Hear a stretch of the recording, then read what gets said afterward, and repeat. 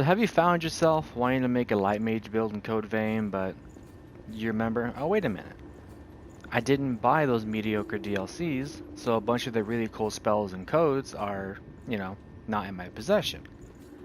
Well, that's fine, I've got you covered, because today is going to be a no DLC light mage build.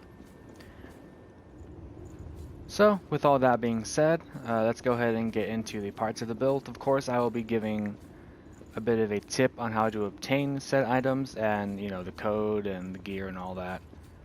So, let's go ahead and begin. Just a quick note. You might immediately notice that light mage builds aren't particularly meant for casting damage, and yeah, that was the original intention for it. Light mages do have access to offensive spells, but they're not exactly going to be doing as much damage or have as much power as dark mage spells.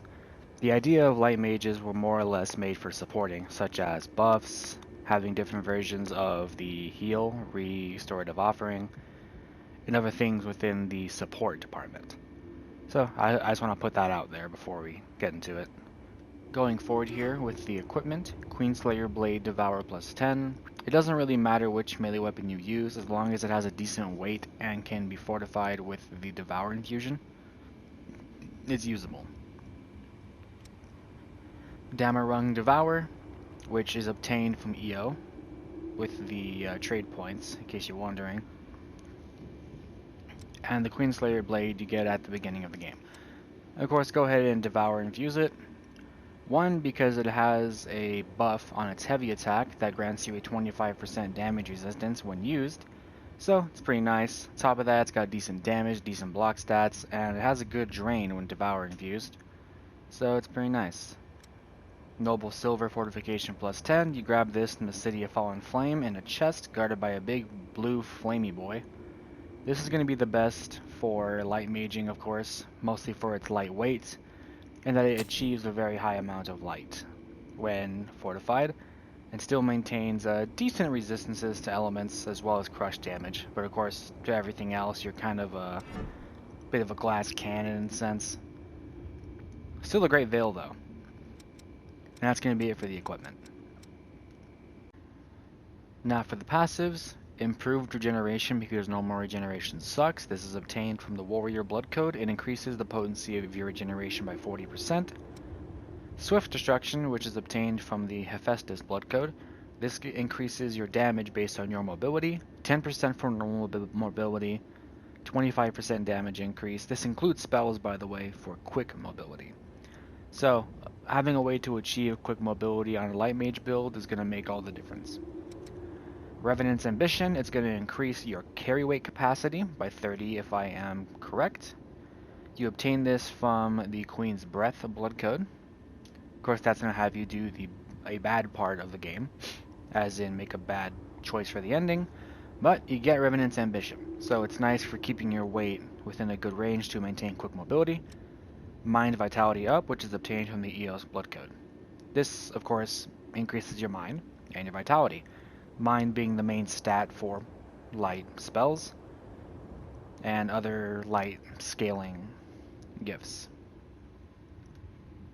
On to the Blood Code is going to be EOS. You obtain this from EO after the midpoint of the game, being the Cathedral of Sacred Blood. It's the ideal light mage blood code considering it has a good amount of health, a decent stamina, good mind, Also a pretty nice amount of vitality, decent carry weight. Back in the day, this was pretty much the ideal light mage blood code, and it pretty much still is. Even with or without DLC, it's still an amazing light mage blood code. For this gift row down here, Sympathetic Boon, which is also obtained from the EOS blood code. Takes away a large amount of your health to restore a large amount of your partner's health. This includes the AI and people you co-op with. Pretty nice. Bridge to Glory, which is our main melee damage source here.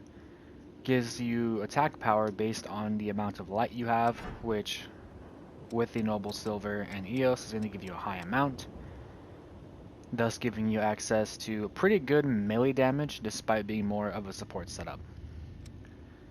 Ablative Blood, also obtained from the EOS Blood Code. Its Ichor cost is pretty high. It costs 10 to initially use it, and then it takes away 2 every time you get hit. But that's why we are using Devour weapons to maintain our Ichor.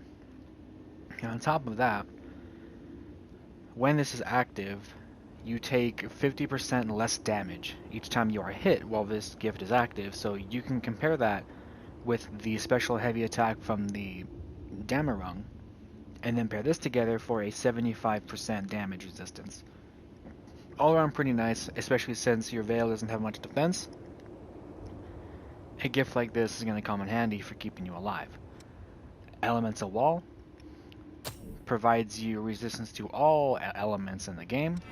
The amount of resistance you get is based off, again, your light. So having high light is going to give you a very, very high amount of elemental resistance, which, as you know, certain bosses do purely, if not mostly, a fire or ice.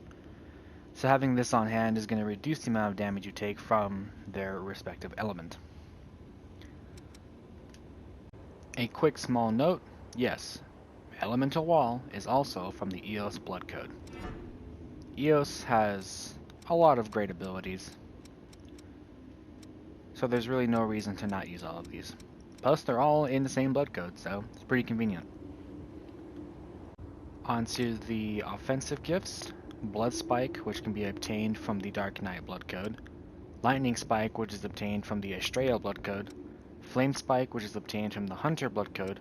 Frost Spike, which is obtained from the Fion blood code. I personally prefer the spikes over the barrages, because the barrages were nerfed a long time ago. They're still not bad. They definitely do serve a purpose for like a large amount of burst suppressive damage, but I like my damage more direct and precise, so I'm going to use the spike spells over the barrages, although if you want to use the barrages, go for it. Choice is yours. So like I said, a quick little combo you can do for damage resistance is go ahead and use the Damarung Heavy Attack. That's going to grant you a 25% damage resistance buff on the bottom of our screen here. Then pair it together with Ablative Blood. Each hit you take is going to take away 2 Ichor, plus the initial 10, but you are currently running around with a 75% damage resistance, which of course, since it takes 2 Ichor per hit, you can just keep on smacking to maintain it. Good for keeping yourself alive, even knowing you're meant to be more of a support setup, so it's pretty nice to have. Now on to what I was talking about having a source of melee damage. As we can go over here to the Queenslayer Blade, it only has 695 attack rating, but we use Bridge to Glory with our high amount of light, 1456, giving you a pretty nice amount of melee damage, even knowing you're a light mage. That's what kind of puts light mages a cut above dark mages, is that they have access to things like this that give them awesome amounts of melee damage.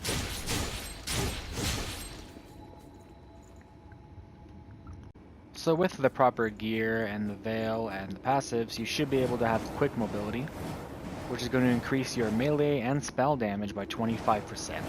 Again, like I said, Swift Destruction is a 10% damage increase if you have normal mobility, 25% damage increase if you have quick mobility. So having quick mobility on a light mage is going to be pretty nice. It also looks cool, so why not? Side note, mobility does not affect your running speed. It only affects your dodges and rolling. Slow mobility, you do a bit of a chunk roll. Normal mobility, you just do a standard roll. Quick mobility, you do this fancy little dash here with the sparkles. It's fast and has a good amount of iframes, so quick mobility is pretty great. On to the spells here. Well, gifts. I like calling them spells, but you know, I'll call them whatever I like. So, they cost 4 Ichor to use each. They are fast, they have good range, and they have a nice amount of recovery and good tracking. Their damage is pretty modest, not the highest thing, not the lowest thing.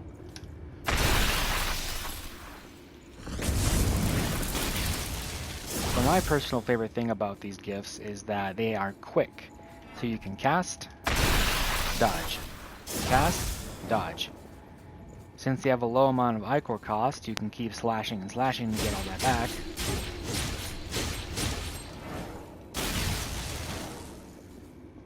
So yeah, it's pretty nice, and having all the spikes is a good idea, so you have every element at your disposal.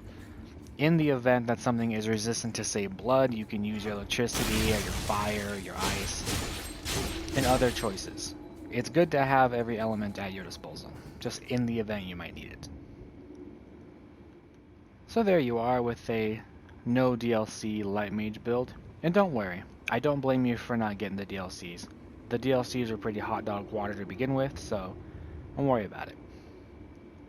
So yeah, hopefully you enjoyed the build, hopefully you find some use out of it, and I'll see if I make more of these types of videos.